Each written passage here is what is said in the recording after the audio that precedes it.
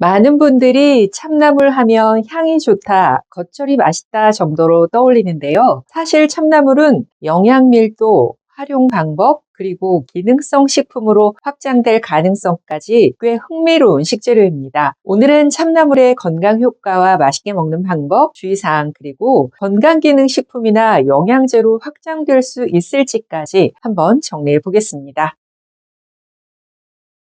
참나물은 예전처럼 봄철 산나물로만 머무는 게 아니라 지금은 시설 재배를 하기 때문에 사계절 내내 접할 수 있는 채소가 됐습니다. 소비자 입장에서는 샐러드 채소 같은 접근성을 동시에 가진 재료라고 볼 수 있는 거죠. 식품안전나라의 자료를 보면 참나물은 저열량 식재료면서 비타민 A, 비타민 C, 칼슘, 비타민 B2처럼 여러 영양소를 포함하고 있습니다.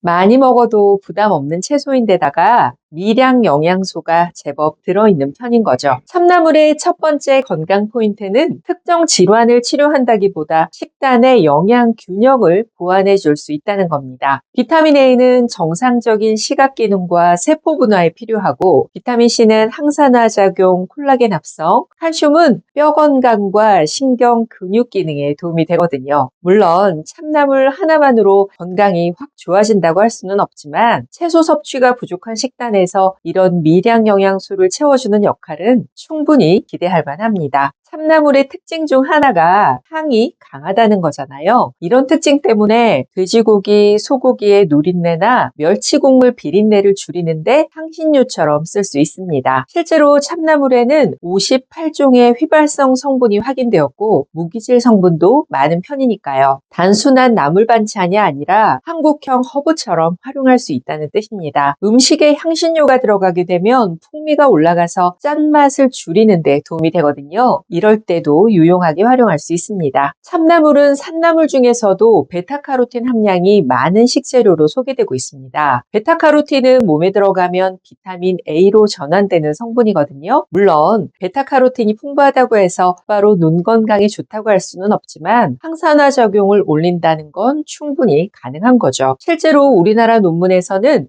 참나물 추출물의 항산화 활성, 항균 활성, 그리고 대장암 세포에 대한 증식 억제 가능성이 보고되기도 했습니다. 또 동물 실험 수준의 근거도 일부 있습니다. 참나물이 고지방, 고혈당 시기를 먹인 생쥐의 혈당과 항산화 상태를 개선했다는 보고가 있는 거죠. 아직은 동물 실험 정도지만 혈당과 항산화 작용의 가능성을 보여주는 근거가 될 수 있습니다. 그렇다면 우리가 가장 궁금한 건 이거죠. 참나물을 어떻게 먹어야 현실적으로 가장 좋을까요? 우선 가장 쉬운 방법은 생채나 겉절이입니다. 양념을 과하게 하지 않은 생채가 향을 살리는 데는 가장 좋습니다. 다만 생으로 먹을 때는 위생이 무척 중요하죠. 그래서 식품안전나라에서는 봄나물을 조리할 때 물에 담갔다가 흐르는 물에 3번 이상 세척할 것을 안내하고 있습니다. 생으로 무칠 때도 맨손보다는 장갑을 사용하는 게 위생적으로 더 좋습니다. 그 다음으로 편하게 먹는 방법은 데쳐서 무침으로 먹는 겁니다. 참나물을 끓는 물에 짧게 데쳐서 나물처럼 먹는 건데요. 줄기 부분이 더 질기니까 끓는 물에 줄기를 먼저 넣고 짧게 데친 뒤 바로 식히는 거죠. 흥미로운 점은 조리법에 따라 함량이 조금 달라지는데 연구에서도 데친 참나물이 일부 항산화 지표나 베타카로틴 분석값이 높게 나타나기도 했습니다. 데치면 무조건 더 건강하다 이런 뜻은 아니지만 향은 좀 줄어들고 먹기에도 부드러워지고 안전성도 좋아지는 방법인 거죠. 참나물처럼 향이 강한 봄나물을 선호하지 않는다면 데쳐서 활용하시기 바랍니다. 그 외에도 다양하게 활용할 수 있습니다. 참나물을 넣고 부침을 하거나 오일 파스타에 넣는 방법도 좋습니다. 향이 강한 허브처럼 사용하면서 산뜻함을 살리는 거죠. 소금과 간장을 많이 넣기보다 들기름, 참깨, 식초, 레몬과 함께 하게 되면 참나물 고유의 향을 더 올릴 수 있습니다. 참나물 활용하실 때 이런 점은 주의하시기 바랍니다. 어르신들 중에 수렵 본능이 강한 분들이 계십니다. 본인이 생각하시기에는 여기는 사람들이 잘 안 다니니까 깨끗하겠지 하는 마음으로 봄나물 채취를 하는데 절대 안 됩니다. 심지어 도로가에서 산나물을 캐는 어르신을 본 적도 있는데 비슷하게 생긴 독초도 많고 무엇보다 웬만한 도심에서는 정기적으로 농약을 뿌려서 관리하기 때문에 직접 채취하시면 안 됩니다. 마트나 시장 같은 제대로 된 유통처에서 구입해서 드시기 바랍니다.